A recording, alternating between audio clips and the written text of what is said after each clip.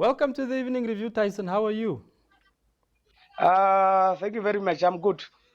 So, the Namibia Student Financial Assistance Fund has proposed an amnesty measure for students who owe the fund, where not all of the debt is cancelled, but a small portion of the debt is cancelled in a way to encourage students who owe the fund to pay. What do you make of this amnesty? Yeah, our stake has been very clear from the beginning. Since the organization was formed, we have three pillars of the organization being formed. One pillar was for decolonization of our education system in Africa. Another pillar being advocating for free education in our lifetime. So, of course, we'll be very delighted to say that one of our dream and one of our goal is being achieved little by little, step by step. But we are not yet convinced to say that yes, NASF has at least given a certain portion of percentage that student can be able to be clear out. Our stand remain very clear to say that we want free education in our lifetime. Indeed, we appreciate the step that NASF have taken. It means that our call and our advocate is not falling on the rock, but it's falling on the ear. People are listening and people are observing, and they are also moving toward that direction. But we are not yet certified to say that yes, that is where we stand. We stand very firm to say that we want free education in our lifetime. We stand very firm to say that we are not going to pay back the NASAF loan. So our position is very clear, and we appreciate to say that yes, indeed, NASAF is moving in the right direction. But mind you, that currently, as we speak, NASAF is paying two CO.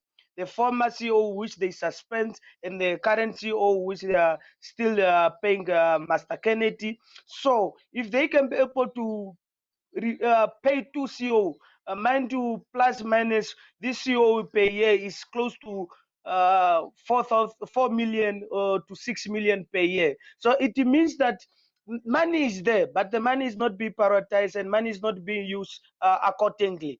So if they can be able to achieve and be able to pay for two CO, it means that yes, we can be able to achieve free education in our lifetime. So we appreciate and we acknowledge the move of NASAF, but we are not 100% satisfied with that move. We want free education in our lifetime. We are not going to pay back the NASAF loan that we students have taken. It must be cleared off, just as the 600 million Namibian dollar that get missing through JPF, and the government slip it off. They said there's no paperwork, the money disappear, we must all forget. So that can be done by also the Namibian student loans that the Namibian students have taken. Most of them that are employed, they are doing their contribution by paying the tax. So there's no harm in clearing of the student loan. Mind you, the president in 2015 who also make a pronunciation that all the student loan must be moved to grant. So we still remain in us that principle. So we acknowledge the move of the NASAF, but we are not yet 100% happy with the move. Hmm. And then, Tyson, I want to ask now, since you are adamant that students should not be paying NASFAF back for money that they have learned, that they have borrowed from the fund, don't you think the non-willingness of students to pay back their loans is affecting NASFAF's ability to run its operations and to fund future students that could be our younger brothers and sisters, but also maybe one day our own children? I don't believe in that, because mind you that NASAF every year get the budget from the Ministry of Higher Education. Last sum of million, and not million but billion of dollars is going to that entities. So if they were not in the ability to be able to fund the students, they could not be able to fund for or to pay for the 2CO. And if you go in the hierarchy of the NASAF, you see the who is a finance what, who is a deputy what, who is a legal representative. You find more than three people having more or similar same position. but they are paying these people large sum of money. So if NASAF was not in a position of being able to cater for the Namibian student, in matter of fact, we don't need even NASAF to be able to fund the Namibian students. We don't need NASAF, and we've been standing to say that NASAF must be cut off. We don't need NASAF. You see, the NASAF come with expenses of operation fee. And when you go into NASAF, their operation fee is more than the development fee that they indeed was established for. NASAF operation fee took more than what the money is supposed to go to students. So matter of fact, if NASAF is not be able to operate without student paying back the loan, then NASAF might be dismissed. So we can be able to have money going straight from the Ministry of Finance, going straight to the institutions where the students are starting, then the non-tuition fee going straight to the student account. This middlemen of NASAF come with middlemen of their CO, all their operation fees, their vehicle petrol, and all those kind of things, and also with the middlemen of the bank that they put. Mind you, students get paid through middlemen. Now they are using Bank Venduk. So certain percent of the student money go to Bank Venduk. So if NASAF is not willing to be able to find the means to continue funding the student without student paying back, we will remove NASAF, because NASAF itself is a problem, not the students. So if you are not willing, we will remove NASAF so we can get our money directly from the Ministry of Finance going to the institution which we are starting for. We don't need NASAF, first of all. And NASAF is a disease in the student funding. So if you are not willing to be able to clean their house, run the institution efficiently, then they are the problem, and we will remove them so we can be able to put a proper structure. It's not that we don't have an alternative. We have alternative, and the best alternative. Imagine millions of dollars that are going to the CEO of NASAF, two CEO. If we can be able to remove those two people, we can be able to add more than 50 students that are going to be funded by removing the two CO. So NASAF is a problem. It's not that the student not paying back the loan is a problem. It's NASAF itself. And we stand firm to say we calculate and we analyze these things. There is no harm in student not paying back the loan. And matter of fact, let me say, in this crisis of unemployment, how many students that are employed? Our percentage of unemployment graduate is over 60%. It means that students are not be able to pay back the loan, not that they are not willing, it's because they are not employed. So it means they are not going, there will be a period where the students are not going to pay back the loan because they are unemployed. So what do? Are you going to say that no, NASAF is not going to operate because students are unemployed? Are we going to say that? Of course, you are not going to say that. So NASAF will continue. So the narrative of saying that if students are not paying back the loan, NASAF will not be able to cater. The money that NASAF is paying for and funding the student, it's not from the student loan that are paying back, it's from the government coffer. Every year, NASAF is being budgeted for that.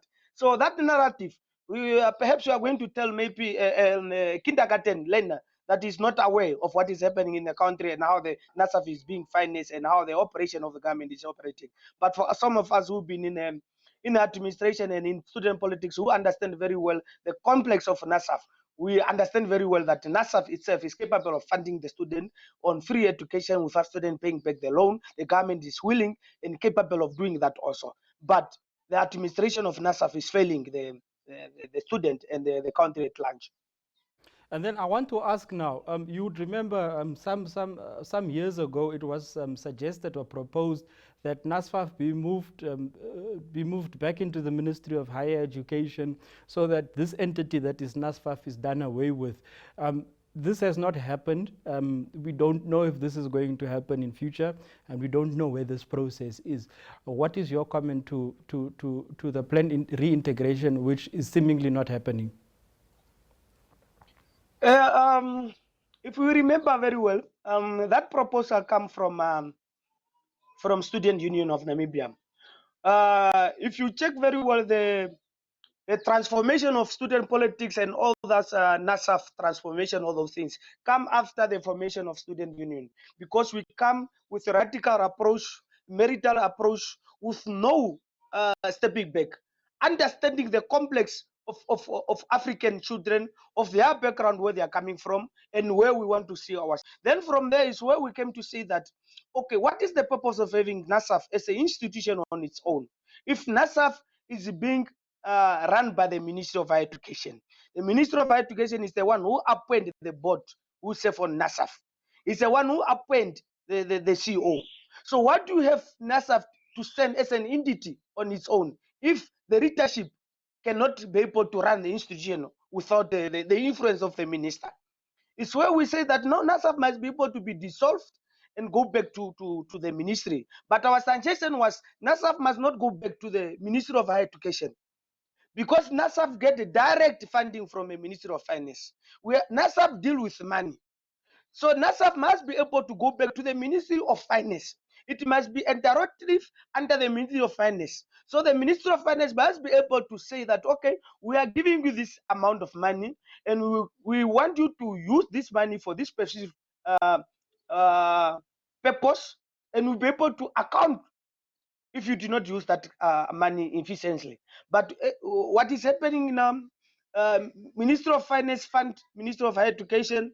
Ministry of Higher Education, from their budget, is where they remove a portion of money, they give it to NASA from sit down and break down to say, okay, from their operation fee, how much do they need, and from development fee, how much do they need to be able to fund. See that NASA is in a position of this year they are funding this amount of students, next year they are dropping down.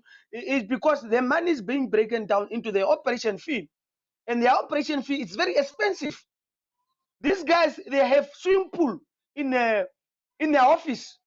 And mind you that in every government office, there is an hour of operation from 8 o'clock to 5 o'clock. So when do NASAF staff get time to go and swim? When do Kandume get time to remove his trouser and go and play in the water, or to fund their swimming pool? It's because it's from the student money. They removed student money and neglected some vulnerable students who did not get funding because Kandume needed a swimming pool where he can swim when it's too hot. Then he cannot be able to do his work. The work is above his ability of leadership. Now he have to go in the swimming pool. Maybe the water will give him some wisdom to be able to run the office. So this kind of things that we must be able to question. Go to NASAF office. You find the gym, swimming pool, kindergarten for their kids. Is that the purpose of having the institution? So we understand the complex what is happening in the NASAF. It's an issue of crisis in leadership, from the ministry himself to the CEO of NASAF, to the extent of having two CEO. So the issue here is not about students. The issue here is not about funding. The issue here is about leadership, ethics leadership. That's a problem that we have in Namibia. That's a problem that we have in Africa. And some people, they are not comfortable in speaking the truth. And that's why some of us, we start to be labeled like those children, a kid of that union that does not have discipline, because we confront issue on principle, on ethics, to say that no, young Namibians, every year they are being dumped into the street because they have no means of going to the institutions, passing with flying colors, but there's no means of reaching their dreams because of there's no money. But money is there. How many money that NASAF is not being accountable? There was a report of 500,000 that NASAF was paying on the ghost. No one is held accountable. It's just a report that go in the newspaper. Then from there, we forgot about it. So we also, as an institution, we blame the media house. They report things for sake of selling for $5. Tomorrow they forget. You must be able to follow up on that report that you report on Friday. What happened after you report the unethical behavior that was happening? Did you follow up, or you only get a $5 or newspaper profit that particular day? And on that note, we'll go for a short commercial break. We'll continue our conversation with Tyson shortly. Do stay tuned.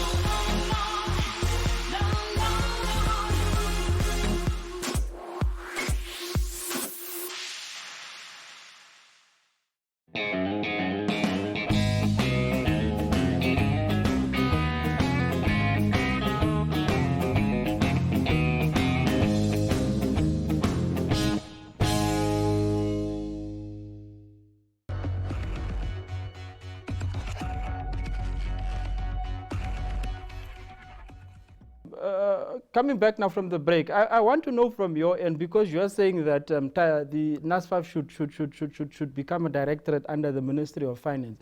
Now, there are labor issues at play here, and you've got people that are employed full time by the fund. How do we deal with these things as this thing is moved back? Because surely there will be consequences. There is no major problem that is going to have in terms of labor issue. What is going to happen when you move NASAF to under the Ministry of Finance? What you'll be able to do, the same staff that were working under NASAF, they will be engaged or accumulated by Ministry of Finance. But now, instead of having the CEO, you are going to have like a director of NASAF. So it means that one thing you do, you cut the salary scale of the CEO to a director. Those useless position of people having same three positions similar, but just playing with names, assistants, finance director, communication, what all those people will be now staff under the Ministry of Finance, and they will be paid on a salary scale of being a staff. We don't care. Some of even end up being a cleaners, because what they have, the position that they have, is not even for their qualification. So they will end up being cleaners. Some of them will end up being team makers. Yeah. So then their salary scale will come down to the portfolio that they're having. So maybe we can be able to address the issue of not losing job and all those kind of things. But we must have a priority as a nation. We must be able to have priority when it comes to addressing the issue of misappropriate of funds, misappropriate of job for comrades and friends and girlfriends. We must have that priority. So we must not be able to fear to say that no, if you take these certain things, comrade X will not have the luxury salary or allowance. So let's just keep it like that. We must be able to have accountability for the sake of moving the nation forward, for the sake of keeping the Namibian children in school, for sake of having educated nation, for sake of having illiterate youth that went to school. So we must not remind you to say that, yeah, if it's necessary, for sake of progress, I will even compromise to say that if the government need to be, if we come to that extent of labor, if government need to be able to pay off these useless people and useless position off, we can be able to do that also.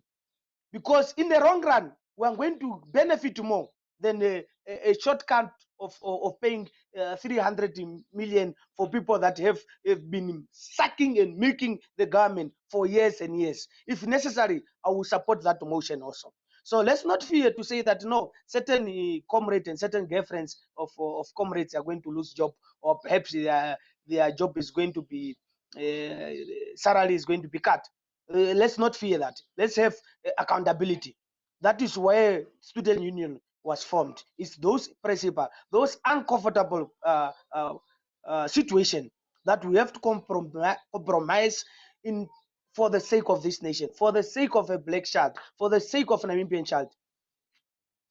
And then I want to know, my last question, Tyson, is the Namibia University of Science and Technology is proposing new measures where students who get final scores of between 49%, 45% and 49% may gain automatic promotion to other modules without having fully passed the modules that they were sitting for. What do you make of that proposed move? Yeah, it's an academic question. It's having a lot of a debate.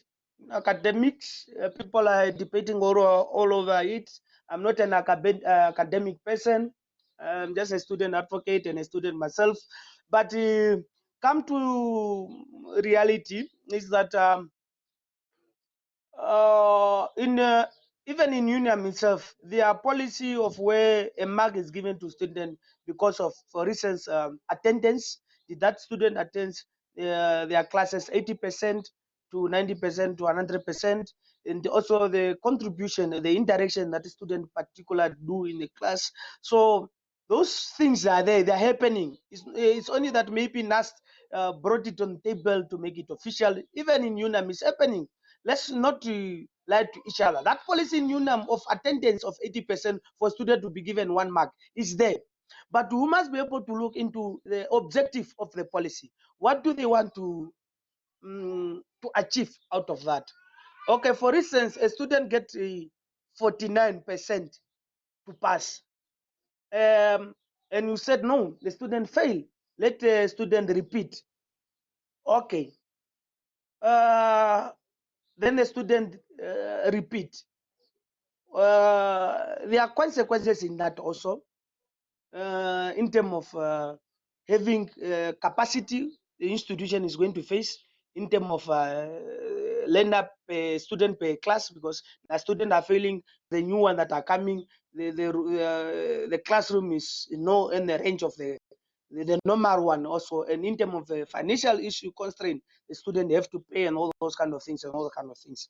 Yeah, but mind you, what is the harm if you give an extra mark for a student who can to proceed?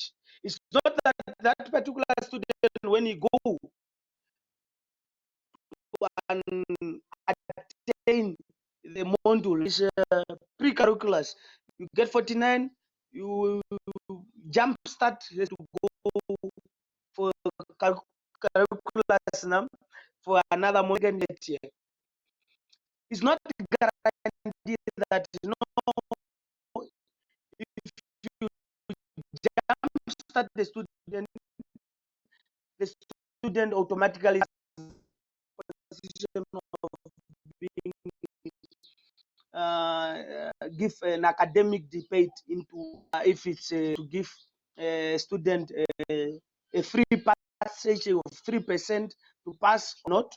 It's an academic debate, but mind you, open, even government employee now, they were on the street into salary of 3% or 10%. Yeah, but some of them are even performing below 10% in a work place. So all those things, it comes to who is affected and who is not affected. Mind you, some lecturers himself also, when they sit, they just stand in the corner there and they read the scripture like a pastor reading in a preaching in the church. So those things is also come to who's affected and who's not affected, and also now it come no nasty does not have quality over UNAM or over IUM because they give this. So those are it's a debate that to go very deep. It will go very deep, and we have to check statistically to say that is it happening somewhere else or it does not happen. Thank you very much. Thank you very much for joining us on the evening review, Tyson. Thank you for tuning in, and do have yourself a pleasant evening.